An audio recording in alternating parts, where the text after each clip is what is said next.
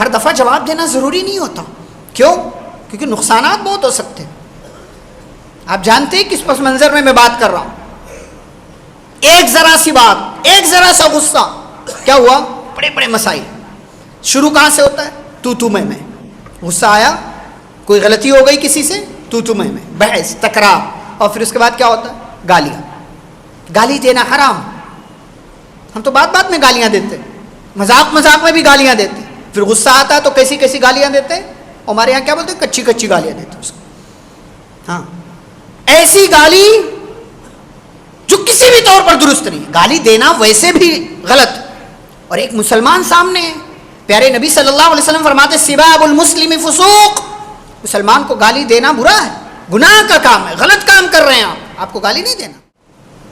نحمده ونستعینه ونستغفره ونعوذ بالله من شرور انفسنا ومن سیئات اعمالنا. من يهده الله فلا مضل له ومن يضلل فلا هادي له.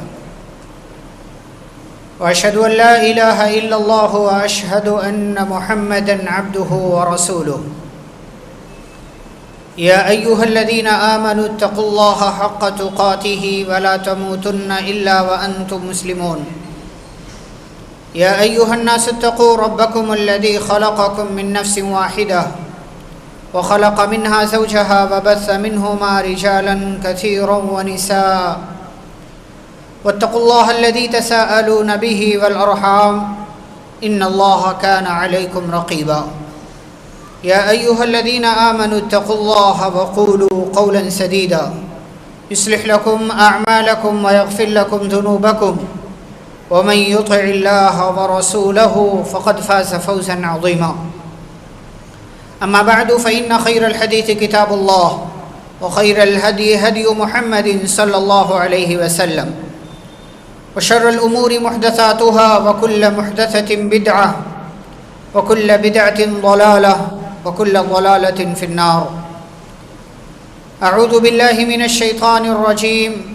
بسم الله الرحمن الرحيم. وأما من خاف مقام ربه ونهى النفس عن الهوى فإن الجنة هي المأوى. رب اشرح لي صدري ويسر لي أمري واحلل عقدة من لساني يفقهوا قولي. رب زدني علما. اللهم صل وسلم على نبينا محمد صلى الله عليه وسلم وبارك عليه. محترم حاضرین جمعہ، اسلامی بھائیوں، بزرگوں، نوجوانوں، عزیز بچوں اور پردہ نشین خواتین اسلام،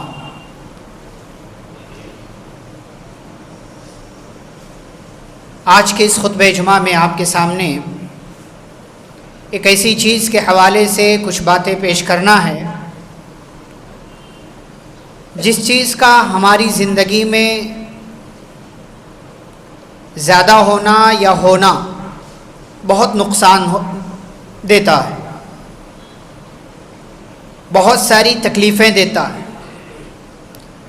بہت دفعہ بڑے بڑے مسائل کھڑے کر دیتا ہے، بہت دفعہ اس کی وجہ سے زندگیاں اور خاندان تباہ ہو جاتے ہیں.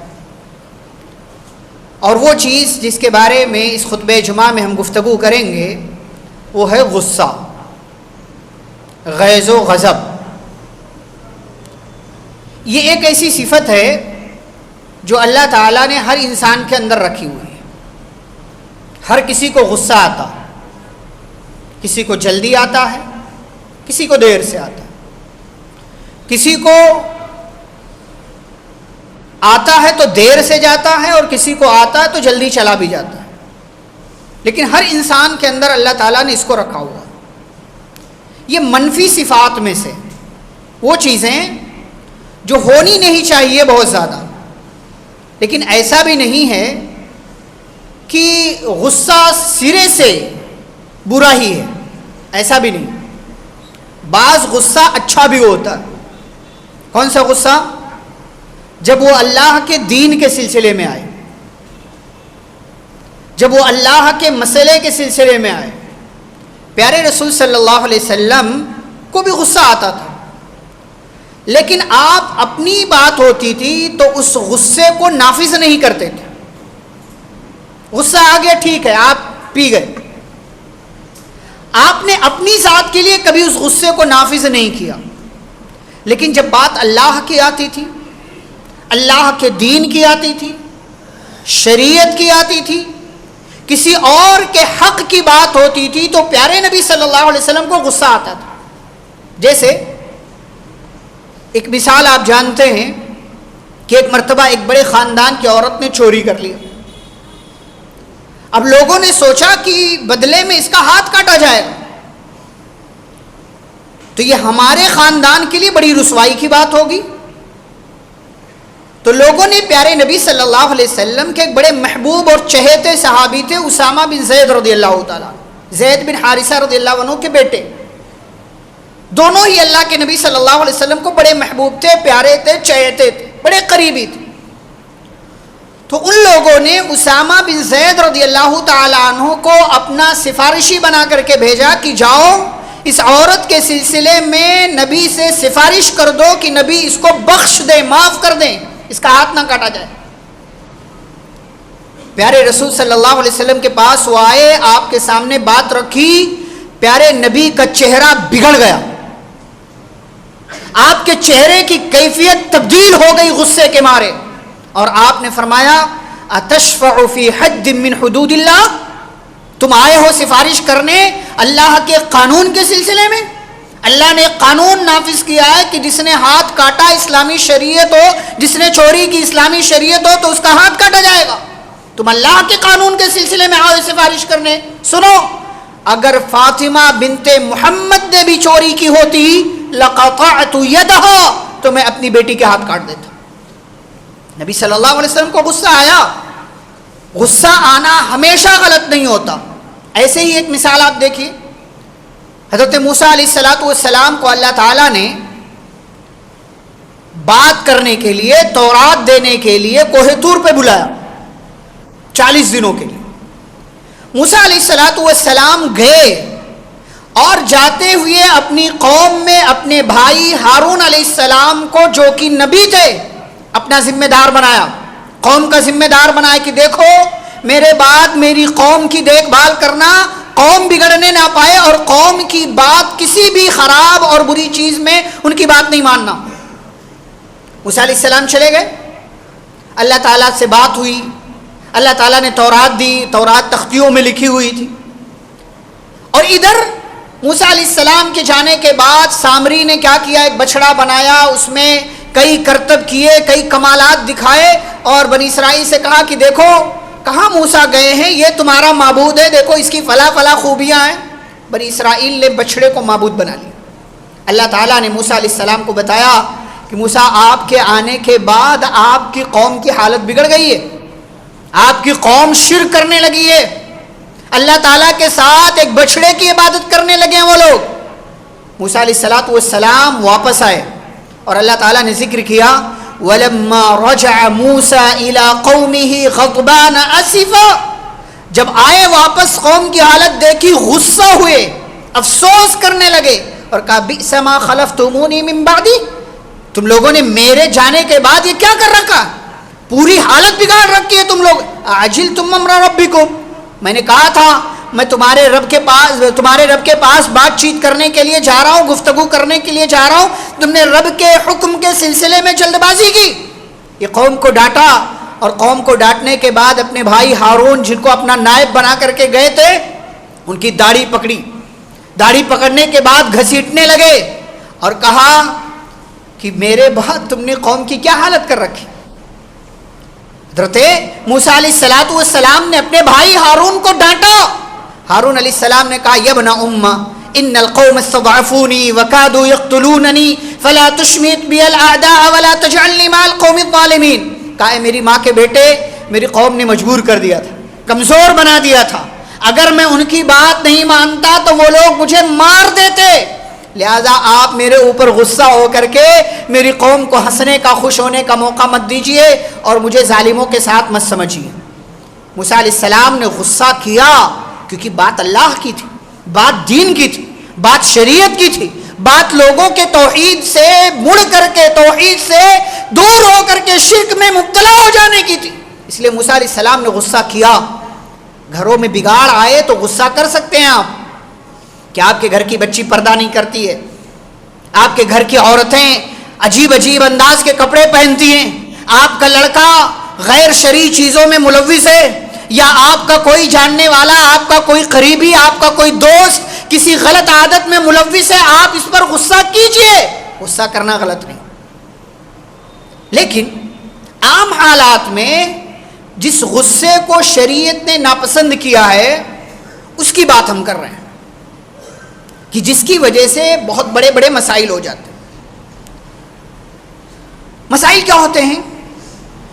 پہلا نقصان، جب انسان کو غصہ آتا ہے ذرا ذرا سی بات پر. اب تو ہم لوگوں کے ہاں صبر نام کی چیز نہیں ہے.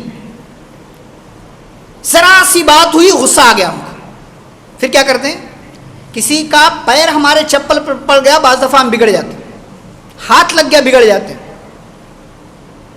گاڑی تھوڑی سی ٹکرا گئی بگڑ جاتے ہیں، کسی نے ہم کو ذرا سا کیا کہہ دیا ہم بگڑ جاتے ہیں. صبر نہیں، برداشت نہیں ہمارے اندر. پھر کیا ہوتا ہے؟ غصہ آتا ہے. غصہ بہت ہے، ہمیں بہت غصہ ہے ہم سب کو، اور ہم یہ سمجھتے ہیں کہ غصہ آیا، غصے کا اظہار نہیں کیا تو مرد کیسا؟ یہ مردانگی نہیں، یہ مردانگی نہیں ہے کہ آپ اپنا ہر غصہ نافذ کریں.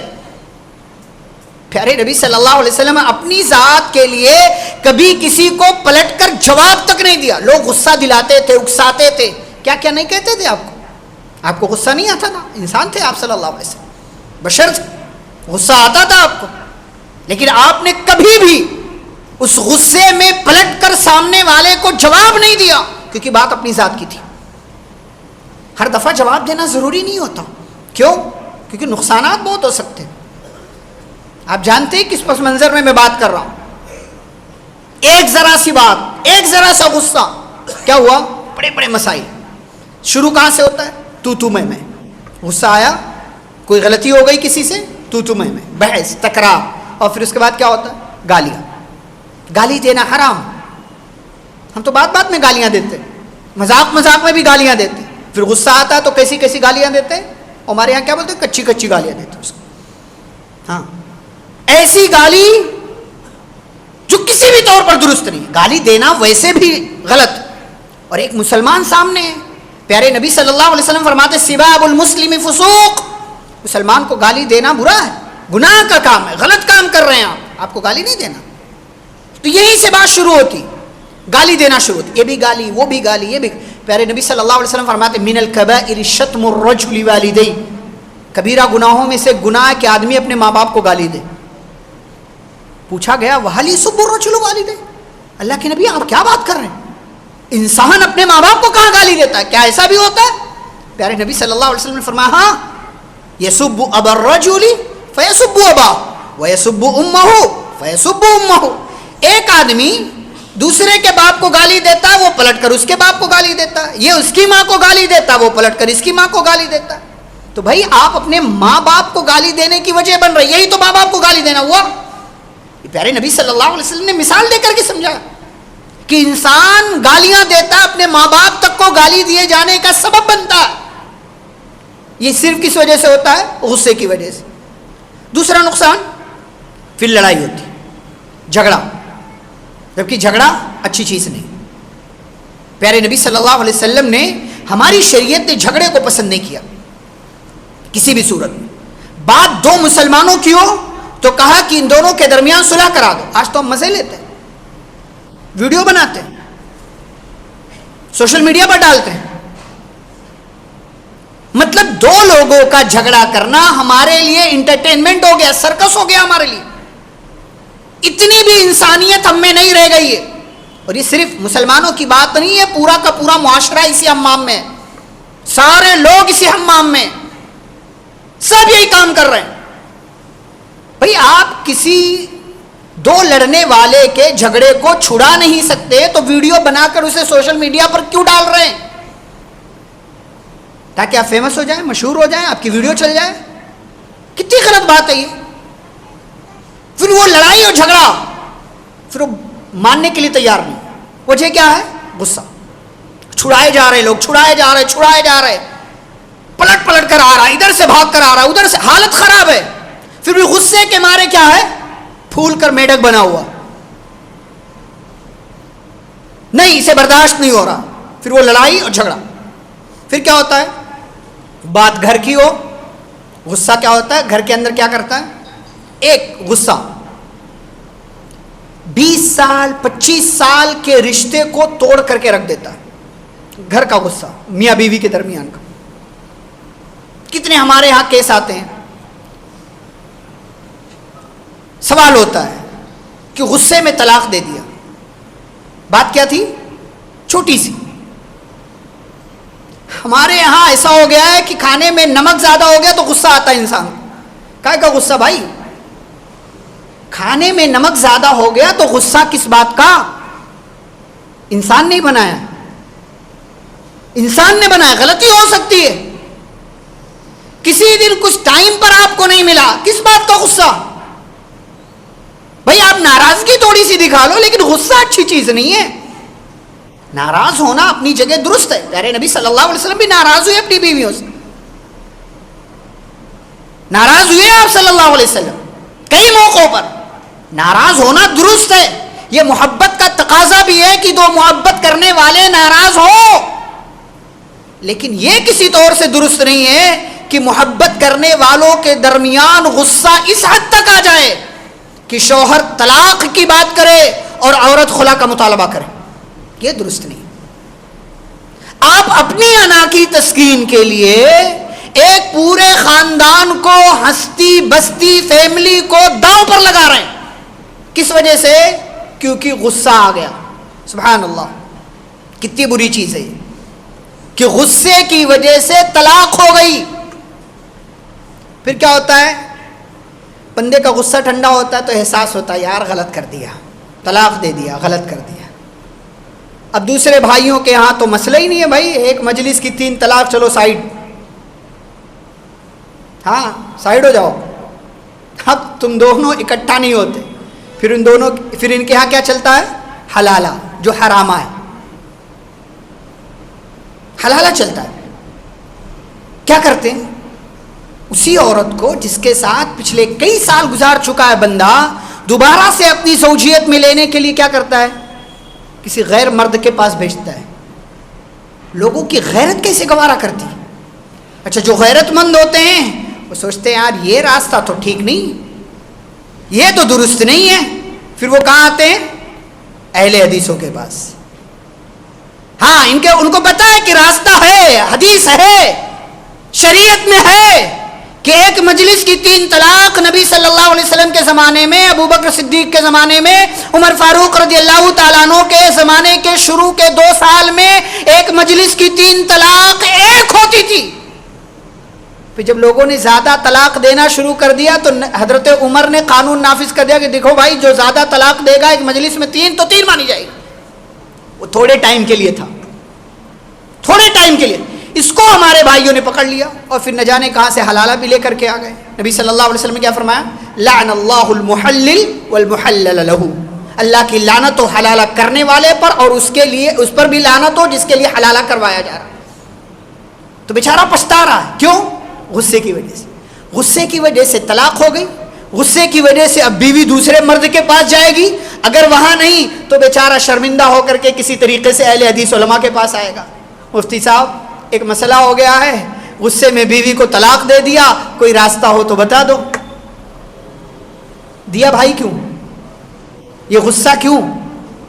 یہ غصہ کیوں آیا کہ جس غصے کی وجہ سے تو نے اپنا مسلک داؤ پر لگا دیا؟ کتنی بے غیرتی ہے یہ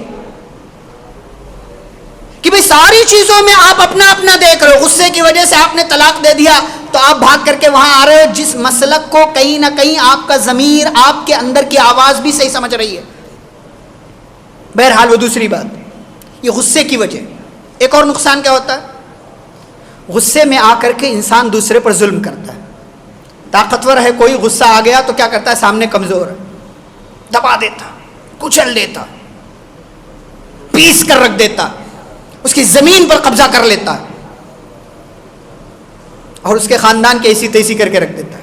کیوں؟ کیونکہ وہ مضبوط ہے اور اس کو غصہ بھی آتا ہے, ظلم کر رہا ہے.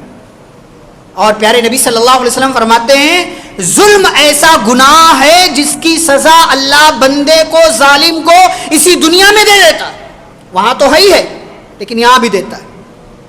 اس لیے زندگی میں اگر کوئی آپ کا نقصان ہوا ہے نا تو پیچھے پلٹ کر دیکھیے, ہو سکتا ہے آپ نے کسی پر ظلم کیا ہو, اس کی بد دعا لگی آپ کو.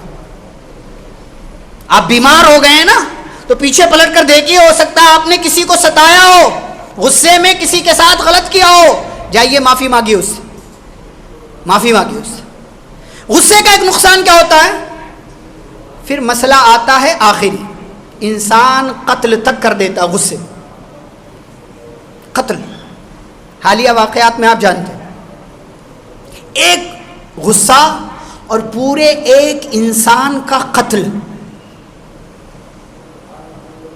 فائدہ ہے غصے کا؟ کہیں نہیں. ایک خاندان کے چراغ کو بجھا دیا جاتا ہے. یہ تو بات ہوئی کہ بھائی مار دیا غصے میں آ کر کے کسی نے, آپ کو غصہ آ گیا, لڑائی کیوں کر رہے ہیں آپ؟ صرف آپ اپنا کیوں سوچ رہے ہیں کہ مجھے غصہ آیا؟ پیچھے دیکھیے, آپ کی فیملی انتظار کر رہی ہے آپ کا, آپ کے بچے ہیں, آپ کی ماں ہے, آپ کے ابا ہیں, آپ کے خاندان کے لوگ ہیں, بہت سا کام کرنا ہے ابھی آپ کو. یہاں ہار جائیے. ہمیشہ جیتنا کمال نہیں ہوتا, ہمیشہ جیتنا کمال نہیں ہوتا, کہیں کہیں ہار جانا اور پیچھے ہٹ جانا بھی کمال ہوتا ہے. یہ اصل جیت ہے. آپ اپنے خاندان کے لیے ہار جائیے کہیں پر, آپ کا خاندان جیت جائے گا. آپ اپنا غصہ تھوک دیجئے, سامنے والے کو سوری بول دیجئے, آپ کی غلطی نہیں بھی, پیچھے ہٹ جائیے. آپ جھگڑا چھڑانے والے آ رہے ہیں, آپ کو شانت کر رہے ہیں, آپ کو جو ہے ڈاؤن کر رہے ہیں کہ بھائی بیٹھ جا, غصہ تھوک دے, آپ پیچھے ہٹ جائیے. اپنا مت دیکھیے یہاں پر, اپنے خاندان کا دیکھیے, بچوں کا دیکھیے, فیملی کا دیکھیے.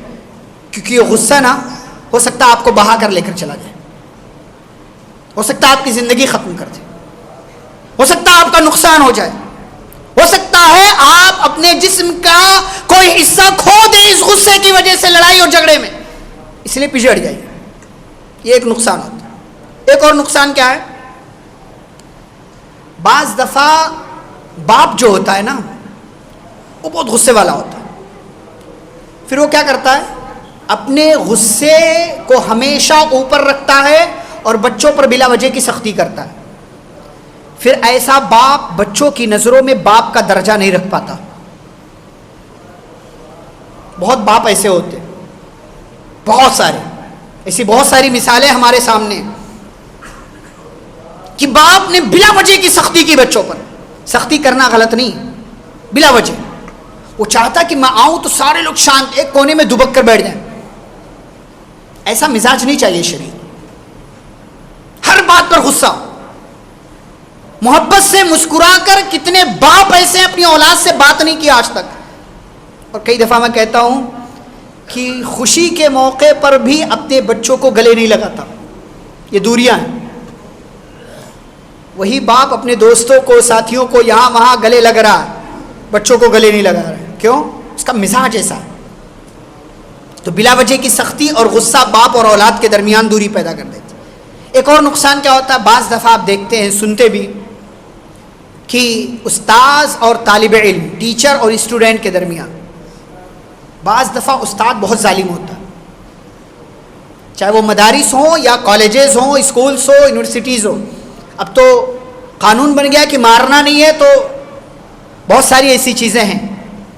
یہ واقعات سننے میں نہیں آتے, بلا وجہ کی سختیاں کی. ایک ذرا سی بات پر استاد کو اتنا غصہ آیا, پھر وہ غصہ پھر اس کو اپنا ذاتی بنا لیتا. اس کی وجہ سے اس بچے کے ساتھ وہ ظالمانہ رویہ رکھتا ہے, ناانصافی کرتا ہے. یہ غصہ درست نہیں. ایسے غصہ اور مالک اور مزدور کے درمیان. دکانوں میں کام کرتے ہیں نا آپ کے یہاں, کمپنیوں میں کام کرتے ہیں, اگر آپ اونچی پوسٹ پر ہیں, مینیجر ہیں, HR ہیں, باس ہیں, یا آپ دکان کے مالک ہیں, آپ کے یہاں 2-4 لوگ کام کرتے ہیں, تو کیا کرتے ہیں آپ؟ بلا وجہ کا غصہ, تلخیاں, پیدا ہوتی ہے. اچھا یہ مالک اگر غصہ کرے ایک حد تک سمجھ میں آتا ہے، غصہ ٹھیک ہے، لیکن پھر اس کی وجہ سے کیا کرتا ہے؟ وہ گالیاں دیتا ہے. وہ سمجھتا ہے کہ اس کی دکان میں جو کام کر رہا غلام ہے. وہ غلام نہیں ہے بھائی، وہ مزدور ہے. وہ کام کر رہا آپ کے یہاں، سیلری لے رہا، آپ سیلری دے رہے ہو اس کو، خریدا نہیں ہے آپ نے اس کو، اور خریدا بھی ہے تو بھی کسی کو گالی دینے کا حق نہیں ہے آپ کو. کہ آپ غصے میں آ کر کے اول فول بکے، آپ اس کے خاندان کے تعلق سے، اس کی ذات کے تعلق سے غصے میں آ کر کے الٹی سیدھی باتیں کریں، شریعت نے اجازت نہیں دی اس کی. تو یہ نقصانات ہیں غصے کے. جو صرف ایک غصے کی وجہ سے 2 4 5 منٹ 10 منٹ کا غصہ ہوتا ہے، اس کی وجہ سے اتنا بڑا بڑا نقصان انسان کی زندگی میں آتا ہے. اب آپ کو کیا کرنا ہے؟ غصہ پینا ہے. یہ سب سے میٹھا گھونٹ ہو سکتا ہے جو انسان پیتا ہے، سب سے میٹھا غصہ آپ پی جائیں، بڑی فضیلت ہے اس کی. پیارے نبی صلی اللہ علیہ وسلم کیا فرماتے ہیں؟ لیس الشدید بالسرعہ. سبحان اللہ. آپ نے کہا پہلوان وہ نہیں ہے جو کشتی کے میدان میں کسی کو پچھاڑ دے، یہ پہلوان نہیں ہے. انما الشدید الذی یملک نفسہ عند الغضب. اصلی پہلوان وہ ہے جو غصے کے وقت اپنے اوپر کنٹرول کر لے جائے. آپ اصلی مرد کب ہیں؟ جب آپ اپنے غصے پر کنٹرول کر لے جائیں. میدان میں تو کوئی بھی جیت سکتا ہے، ہار جیت لگی رہتی ہے، اسے پہلوان نہیں کہتے. سامنے بھی تو جو لڑ رہا تھا وہ بھی تو پہلوان تھا، تو جو جیت گیا وہ پہلوان کہے گا. اصلی پہلوان، اصلی مرد وہ ہے جو غصے کے وقت اپنے نفس پر کنٹرول کر لے جائے. اور یہی غصہ ہے. پیارے نبی صلی اللہ علیہ وسلم کے پاس ایک صحابی آئے، کہنے لگے اللہ کے نبی اوصنی، کچھ وصیت کر دیجئے، کچھ ایسا بتا دیجئے کہ جس کی وجہ سے میری زندگی میں خیر ہو. آپ نے کہا لا تغضب، غصہ نہ کرو، غصہ نہ کرو. صحابی نے دوبارہ پوچھا اللہ کے نبی کچھ اور، کہا لا تغضب، غصہ نہ کرو. پھر پوچھا کچھ اور، کہا لا تغضب، غصہ مت کرو. فرجد مرارا، کئی بار صحابی نے پوچھا اور ہر بار پیارے نبی صلی اللہ علیہ وسلم نے یہی دہرایا لا تغضب لا تغضب لا تغضب، غصہ مت کرو، غصہ مت کرو، غصہ مت کرو. پیارے نبی صلی اللہ علیہ وسلم بڑے جوامع الکلم تھے. ایک جملہ بولتے تھے معانی کا سمندر ہوتا تھا. پوری زندگی کے لیے وصیت کر دیا آپ نے. نصیحت نہیں، نصیحت سے بڑی وصیت ہوتی ہے. کہا لا تغضب، غصہ مت کرو. ایک جملے میں پیارے نبی صلی اللہ علیہ وسلم نے دنیا اور آخرت کی سلامتی کی پوری چیز دے دی صحابی کو، اور صحابی کے ذریعے ہم اور آپ کو. لا تغضب، غصہ مت کرو، بڑی پیاری چیز ہے نبی صلی اللہ علیہ وسلم کی وصیت. اور دیکھیں کہ جو لوگ غصہ پی جاتے ہیں، غصے پر کنٹرول کر لیتے ہیں، ایسے بندوں کو اللہ نے اپنا نیک بندہ کہا. سورہ آل عمران کی آیت میں اللہ کہتا ہے اللہ کے نیک بندے کون ہیں؟ والکاظمین الغیظ، جو غصہ پی جاتے ہیں، غصہ تھوک دیتے، نافذ نہیں کرتے اسے. اور صرف غصہ پی نہیں جاتے، والعافین عن الناس، جس پر غصہ آیا ہے اس کو معاف بھی کر دیتے ہیں. صرف معاف نہیں کرتے، واللہ یحب المحسنین، اس کے ساتھ احسان بھی کرتے ہیں کہ اس کے لیے دعا کرتے ہیں. ہے ہمارے اندر یہ جگرا؟ یہ جگرا ہے ہمارے اندر؟ یہ کلیجہ، یہ حوصلہ ہے کہ ہم غصہ تھوک دیں، سامنے والے کو معاف کر دیں، اور اس کے گناہوں کی مغفرت کے لیے اللہ تعالیٰ سے دعا بھی کریں. اللہ تعالیٰ نے قرآن میں پیارے نبی صلی اللہ علیہ وسلم کو اسی بات کی طرف اشارہ کیا کہ اللہ کے نبی آپ نرم ہیں لوگوں کے لیے، یعنی محبت سے پیش آتے ہیں، غصہ نہیں کرتے لوگوں پر. کوئی آپ کے بارے میں غصہ کرتا ہے تو کیا کہتے ہیں؟ فاعف عنہم، آپ اس کو معاف کر دیتے ہیں. اور صرف معاف نہیں کرتے، واستغفر لہم، آپ اس کے لیے اللہ تعالیٰ سے مغفرت کی دعا بھی کرتے ہیں. یہ ہے اللہ کے نیک بندے جو غصہ پیتے بھی ہیں، لوگوں کو معاف بھی کرتے ہیں جس پر غصہ آیا ہے، اور پھر ساتھ ہی ساتھ اس کے ساتھ احسان. بچوں پر غصہ آیا ہے، کبھی غصے میں دعا دیا ہے آپ نے؟ ہمارے ہاں تو غصے میں صرف گالیاں نکلتی ہیں. بھائی غصے میں دعا دے کر کے دیکھو. ہمارے یہاں ماں باپ غصے میں آ گئے اپنی اولاد کو بددعا تک دے دیتے، جا تیرا ستیہ ناش، تیرا کچھ نہیں ہو سکتا، غصے میں خاموش رہو بھائی. اپنی اولاد کو بد دعا دے رہے ہو، غصہ پی بھی نہیں رہے ہو، معاف بھی نہیں کر رہے ہو اور اچھا بھی نہیں کر رہے ہو. غصہ پیجیے، معاف کیجیے. نفرت بھی کوئی کرنے کی چیز ہے، غصہ بھی کوئی نافذ کرنے کی چیز ہے. رحم کیجیے، معاف کیجیے، لوگوں کے ساتھ محبت سے رہیے. زندگی ہے چند دن کی، ختم ہو جائے گی، اچھائی کے ساتھ رہیے. ایک اور فضیلت پیارے نبی صلی اللہ علیہ وسلم فرماتے ہیں کہ جو بندہ غصہ پی جاتا، من کظم غیظ، جو غصہ پی جاتا، وہ هو قادر علی ان ینفذ، حالانکہ وہ چاہتا تو غصہ نافذ کر سکتا تھا، غصے کا اظہار بھی کر سکتا تھا، لیکن اس نے غصہ پی لیا. دعاہ اللہ علی رؤوس الخلائق. سبحان اللہ، کتنی بڑی فضیلت ہے. آپ دیکھیے کہ جو غصہ پی گیا حالانکہ غصہ نافذ کر سکتا تھا، اللہ تعالیٰ قیامت کے دن ساری مخلوقات کے سامنے اس کو بلائے گا اور ایوارڈ دے گا اس کو. ہمارے ہاں بچہ فرسٹ آ جائے، کہیں پورے ضلع میں کامیاب ہو جائے، اسے ایک جو ہے پروگرام میں اچھے سے گفٹس، پرائزز اور جو ہے دیگر ساری چیزیں دی جا رہی ہوں، ماں باپ کا سینہ پھول جاتا ہے، خوشی ہوتی ہے، دنیا بھر میں پرچار ہوتا ہے. اچھی بات ہے، صرف ایک ضلع کی بات ہے، ایک علاقے کی بات ہے، ایک شہر کی بات. اور یہاں اللہ تعالیٰ اس بندے کو جس نے غصہ پی لیا تھا حالانکہ غصہ نافذ کر سکتا تھا، پوری مخلوقات کے سامنے اللہ تعالیٰ بلائے گا اور اسے انعام دے گا اور کہے گا کہ دیکھ یہ میری مخلوقات ہیں، ان میں سے جس کو چاہ تو پسند کر لے اور اپنے ساتھ جنت میں لے کر کے چلا دے. یعنی اللہ تعالیٰ نے بات حوروں کی ہے کہ ان میں سے جو پسند آئے تجھے لے لے اور تو جنت میں چلا جائے. کس لیے؟ صرف غصہ پی جانے کی وجہ سے. یہ کچھ فضیلتیں ہوئی. اب غصے کا علاج کیا ہے؟ غصہ آئے تو کیا کیجئے؟ سب سے پہلے سمجھیے کہ غصے کا نقصان کیا. میں نے کہا نا، لوگ آتے ہیں سوال کرتے ہیں کہ مولانا بیوی کو طلاق دے دیا لیکن غصے میں تھا. بھئی خوشی سے کون طلاق دیتا ہے؟ غصے میں دیتے لوگ. تو غصہ آیا تو غصے کا نقصان سمجھو کہ غصہ کیا نقصان، کیا ڈیمیج کر سکتا ہے آپ کی زندگی میں، کیا خراب کر سکتا ہے آپ کا، یہ سمجھو پہلے. اگر یہ علم نہیں ہوگا نا تو غصہ نافذ کرتے چلے جاؤ گے، آپ کہیں بھی غصے کا اظہار کرو.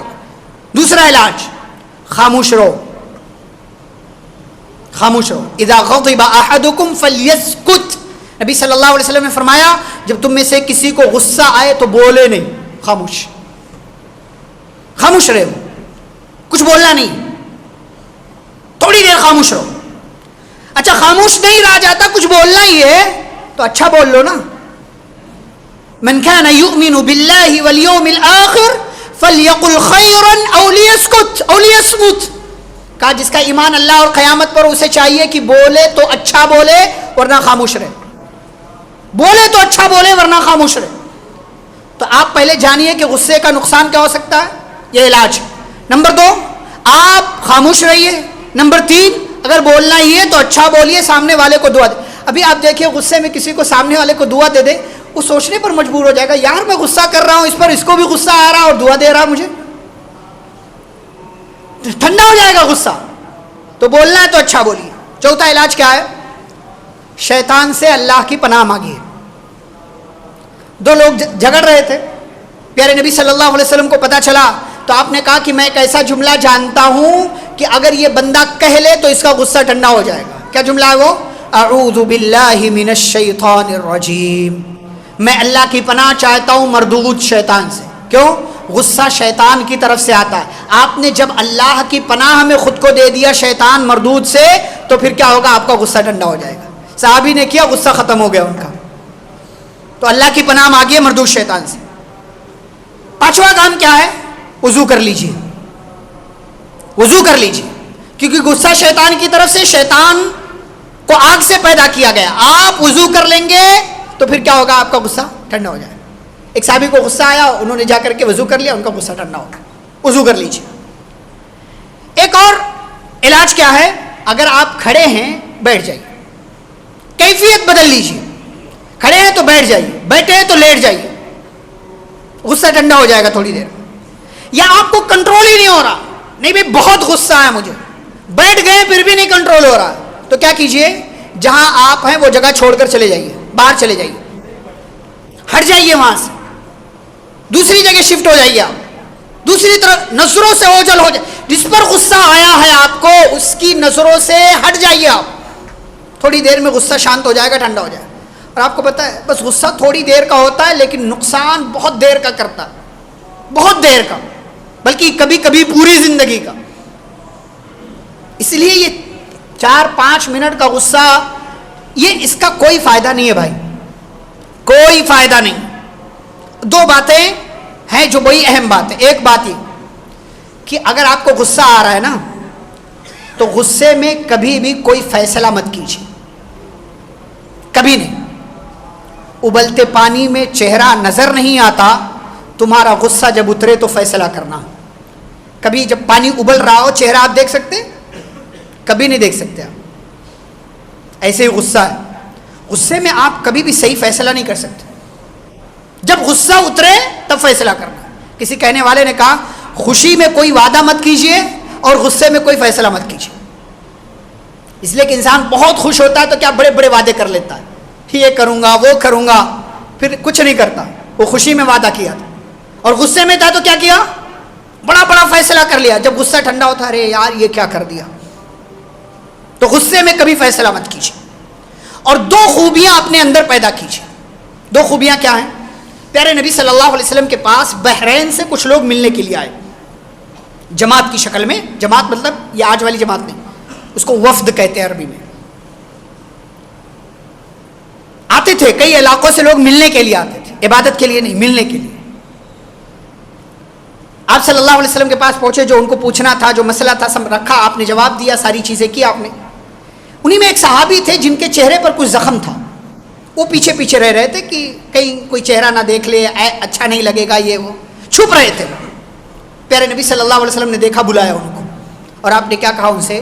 ان فیک لخصلتین یحبہم اللہ.